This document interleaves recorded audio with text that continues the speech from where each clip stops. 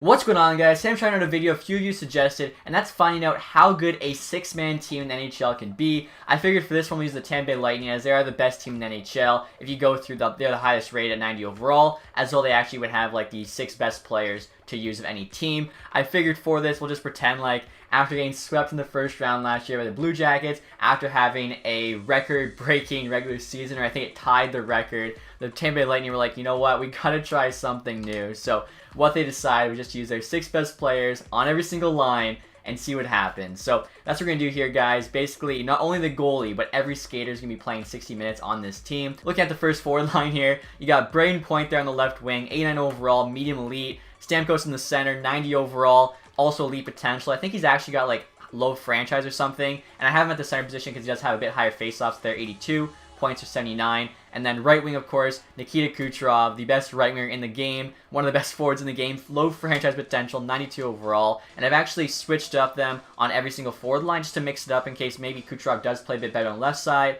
We got a couple lines where that's happening. Even though Point has the worst faceoff stat, maybe he does play better in the middle of the ice. So I have him playing center on a couple lines as well. So just to kind of mix it up there in case one line works better than the other. All 4 of these lines you can see are actually different, and we're actually getting +1 on 2 of them, so I think it should work out well. And on defense, our top pair, I guess our top 6, of course, is Hedman and McDonough. Hedman's tied for the highest rated defenseman in the game, 91 overall, elite potential as well. 6'6", absolute monster, does everything. 91 endurance, definitely be relying on that a lot. And McDonough is one of the better number 2 D-men in the league. 87 overall, also has elite potential. 92 endurance, this is actually better.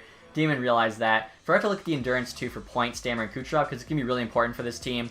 88, 87, and 90. So yeah, they're all pretty high, and again, they're going to need it. And look at this, guys. Of all 6 players, the one with the lowest endurance is actually our goalie in Vasilevsky, 85 endurance. Now, he's going to be starting all 82 games, so hopefully 85 is enough to keep him going. Again, I'm happy with the endurance for all the skaters. Hopefully Vasilevsky's doesn't affect him too much. So special teams, the exact same thing. You can see there with the 4-man power play. Power play, of course, is basically just our first line. Luckily, we're actually getting +1 on both of those.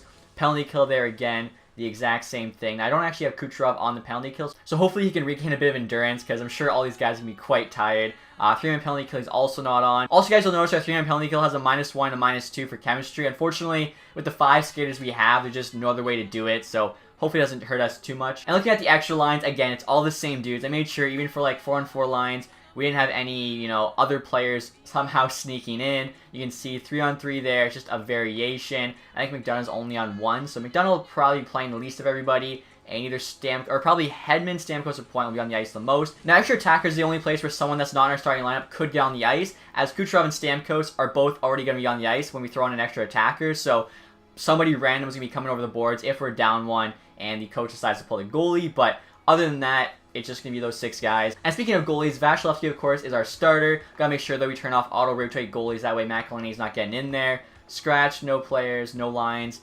So these guys are all not on a line. I guess that's what that means. So again, I'm very curious to see kind of how well these guys play. Tampa Bay's the best team, like I said. And those 6 players was like the best 6 players we could get from any team. So hopefully the energy thing isn't too big of a deal and they don't get absolutely blown out. I'm actually using the most authentic settings for this, so it being on full sim opposed to, say, arcade, I think will make their energy, have a bigger factor on the actual gameplay. Injuries, those turned off just because I want to make sure it's only our 6 guys being played. Period length there, 20 minutes. Again, I don't know how much that matters for a sim compared to 3 minutes, but try to make it as realistic as possible. And right there's auto-rotate goalies, like I said. I gotta make sure we turn that off, so Vasilevsky is playing every single game. And next, you guys are gonna check the ratings, and one thing I'm actually kind of curious about is if this team will be higher rated because all those guys aren't on any lines. I think it is. Look at that. 100 offense, 100 defense, 89 goaltending, but really it should be whatever Vasilevsky's rated, 91, 92. So if you want to get 100 offense, 100 defense, literally just scratch everyone but your starting lineup, and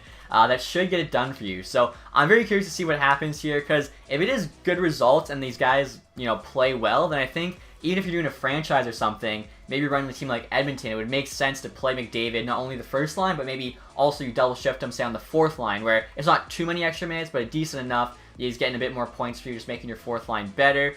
But if the team does absolutely terrible, then it does make sense to only play a guy on 1 line. So I don't know what's going to happen here. I'm curious. In the comments section, definitely let me know what you guys think. Are we going to make the playoffs? Are we not? Let's find out. Check this out, guys. I just sent it December. We currently have a record of 18-5-1. So 6 players might be enough to get to the playoffs and possibly win a cup. Currently tied with the Panthers there, first in the division. We actually do have 2 games in hand. Also, we started out the season 10-0. I didn't think we were ever going to lose a game. I'm like, okay, I think I broke franchise. And then I guess the boys got tired because we actually lost 3 straight games after that. Even actually lost 4 or 5 there. But maybe those games they lost, they just took the night off, got their energy back. 18-5-1. Looking pretty good. So approaching the trade deadline here, guys. Big trade between Toronto and Vancouver. Toronto's getting Tanev and Levo. So Levo going back to Toronto and Tanev, their stay-at-home right-hand D-man. Vancouver gets Engvall as a decent prospect and a first-round pick. Obviously, I'm just declining all the trades we're getting sent, which is actually a decent amount. Currently 46-11-3. I think we broke franchise here because this shouldn't be happening. Like, the endurance should play a much bigger role. I'm thinking maybe because we have injuries off, even if it had nothing to do with fatigue, just the fact that they're on the ice the entire game would definitely give them more chance to get injured. So, at the deadline now, 47-12-3. Absolutely ridiculous record. It's pretty unreal. I think, too, look at that. Oh, my God. Kucherov, 150 points, or 158 points in 62 games. So he's got, what, almost 40 more points than last year, and we're at the deadline right now. I mean, when you're playing 60 minutes a game opposed to 20, you're playing triple the time. You should probably put up triple the points. Like, that is just unreal. And look at that. The Panthers, though, the other Florida team, they're pissed off. They're still our rival. They're hanging with us. 91 points. They're only back by 3 wins. That is unreal. So, we'll keep simming here. Again, pretty crazy. Alright guys, so the regular season is now over. As you can see there, finished first in the division and the conference with 124 points. That's actually 4 less points than Tampa Bay had last year, as well we had 59 wins. I think they had 62, so we got 3 less wins, 4 less points, but I feel like our team has a better chance in the playoffs, and we did get first in the league. I figured we would have. Florida there, second in the league, and the conference and division, just because, you know, they're in the same one as us, so pretty crazy. Edmonton, Toronto, LA, Dallas, so 5 teams there. 100 plus points. Curious to see who finished last here in the league. Vegas squeaks in as the 18th seed, or 18th spot I should say. They'd be the 8th seed. Anaheim actually last in the league. So points, Kucherov 204.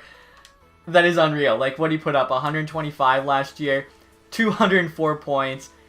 I'm not sure these other guys are getting on the ice. Matthew Joseph, 82 games played, somehow at 18 points. I'm not sure where he found ice time because, like I said, oh, you know what it was? It must be penalties. So when a guy takes a penalty, we still got to have 4 guys out there. And maybe just the way the assistant coach does it, somehow some other guy gets on the ice. Because I'm wondering, where is shorthanded goals? It's probably like all shorthanded time on ice. So basically it's a 6-man team. I mean, Kucherov, 204 points, 85 goals, 119 assists. That is unreal. Stammer there, 175. 151. Hedman at 92 points. Over a point per game as a D-man. He's got to be winning the Norris. McDonough there, 72. And then, like I said, yeah, because it's Matthew Joseph, Tyler Johnson, I feel like these are guys that are usually on the PK. So that's got to be what it is. Palat, Maroon. And you know what? That might not have been it because I'm looking here. Palat had 7 points on the power play. I have no idea how because our power play should have only been those top 5 guys. But whatever, whatever it is, it worked out for us. So we'll check the goalies next. Vasilevsky should have started every single game, and he did. 82 games played. McElhinney has 4, so that would have been 4 games where Vasilevsky got pulled, I'm guessing. 59, 17, 6, 7 shutouts, .907, 2.5. McElhinney actually had really good stats for the 4 games that he came in for. So, again, the team played quite well. Obviously, Kucherov's going to be winning the Art Ross. No one's going to be close to him. And, yeah, 204 points. Stammer, point. Our D-man, though, did get beat. Scheifele there, 104. McDavid, 101. So, huge year for Scheifele. Ovechkin there. Kuznetsov. Hedman outscored Draisaitl, Wheeler, McKinnon. Let's see. Who did McDonough outscore? Where is McDonough? He had like 72. I guess we'd have to go pretty far for him. Never mind. Goals here. So, Stammer, Kucherov. Point actually got beat by quite a lot of guys. Ovi, Line. Let's see. Where's Point? He had like... I don't think he actually had that many goals. He had 35 goals. That's still a good amount of goals and 116 points. So the award season should pretty much be all us. Also, two guys accidentally simmed forward a game, or actually 2 games of the playoffs up against the Carolina Hurricanes. Currently 1-1. So we'll take a quick look at their team, see what they're looking like. I feel like they probably haven't made too many changes just because I don't know if they really have the cap space to do so. So Teravainen, Aho, Dzingel, Svechnikov. That looks like pretty much their team. Nikas has gone up by 1. Defense there. Without Falk, it definitely doesn't look as good. Mrazek. I mean, our team, our, I guess you'd call it superstar team of 6 players. Should be able to take them out. And like I said, we're actually 1-1 though. So we lost 1 game at home. It was actually the first game. Hopefully, we can just win the next 4 straight here. I guess only 3 straight. Move on to the second round. Not good. Oh, here we go. So it's 2-2. They're making it a nail-biter here in the first round. There we go. Just have to win one of the next 2. So we beat Carolina there in 6. We do better than Tampa Bay did last year in the playoffs. We actually got a playoff win and a series win. So gotta be happy with that. And the second round, we're playing the Florida Panthers. Lose the first game 2-1. I gotta see this Florida team because if they haven't made any changes, that's kind of crazy. Point there, 17 games, right, or 17 points, sorry, in 7 games. Points, I feel like he'd be a playoff performer for sure. So look at the Florida Panthers here. I feel like they had to have added somebody. Top 6 looks the exact same. Di Giuseppe, I think maybe they got. I don't believe he was on the team before.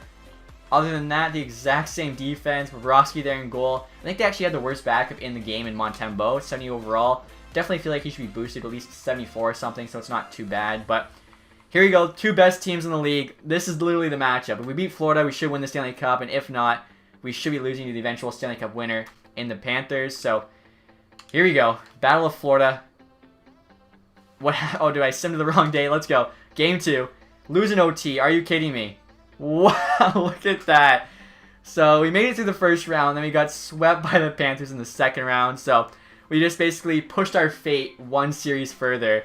Are you kidding me? Again, that sucks. Like, we had, I don't know, maybe in the playoffs, you're playing more games in a short period of time, so fatigue catches up to you. I'm hoping we do lose to the eventual Stanley Cup winner. Like, if Florida doesn't win it, I'm going to be kind of pissed. I see they're actually tied there with Pittsburgh in the conference final. And Pittsburgh actually ended up winning the Stanley Cup, so that sucks. And look at this, guys. Arizona picking first overall, getting Alexis Lafreniere. I'm pretty sure that's happened before, actually, so maybe it's going to be Arizona's year if they do miss the playoffs, which I think they're probably going to. Stammer had 21 points in 10 games in the playoffs. Are you kidding me? I gotta look at this playoff tree. I'm honestly a little bit rattled. Like, how did we not win it? So, of course, we beat Carolina, then got swept by the Panthers. Penguins there, beat the Bruins in 5, Capitals in 6, Panthers in 7, so it was a close series. And then actually the Minnesota Wild in 5. I don't think the Minnesota Wild will be coming anywhere near the playoffs this year. They actually just got their first win today against the Ottawa Senators, so barely even counts. Also, guys, if you're Canadian, happy Thanksgiving. So let's see. We got the President's Trophy at least, individual awards, Kucherov back-to-back Art Ross trophies, back-to-back Hearts. Hedman got the James Norris. Kucherov also got Lady Byng. Jack Hughes with the Calder. We didn't have a rookie on our team. Malkin Conn Smythe. Bobrovsky with the Vezina. I mean, okay, Florida had a good year. Vasilevsky had like 60, or what was it, 59 wins. I don't know about that one. He also got the William Jennings, so I guess that's why. They had fewest goals against. I thought our team did, but I guess we just scored a ton. That Florida team's honestly, the fact they even hung with us during the season is just insane. Hedman, though, got to Bill Masterton, so that's good to see. That's actually the first time that a defenseman has won the Bill, or any players won the Bill Masterton on a team that got the President's Trophy. Almost always it's a team that finishes near the bottom of the league, so kind of interesting to see that we got that one. Edmonton got the Jack Adams there. O'Reilly with the Selke. I thought maybe one of our guys could have gotten it. Kucherov, Ted Lindsay, of course. Stammer there, Maurice Richard. I thought Kucherov had the most goals. I didn't even realize Stammer did, so clearly was not paying attention at all. I still can't believe just, I guess the record honestly isn't as surprising to me as the points here. Kucherov at 85, Stammer at 92. Yeah, I did not realize that at all. That is insane. So I personally feel like we got snubbed there in the playoffs, and I think we definitely found out that if you have injuries off for sure, it might make more sense to play your top line on the fourth line, play your best guys on multiple lines, because it seems like that might be a way to just make them be better. You know what we should do actually is just sim here to the draft, and I want to find out if any of our guys went up in rating. Alright guys, so now the re-sign phase here. Going to see if any of our guys went up in rating. Honestly, if Kucherov didn't after a 200-point season, I don't even know. So we'll take a look here. And okay, it looks like they all did. Kucherov 94 overall, so went up by 2.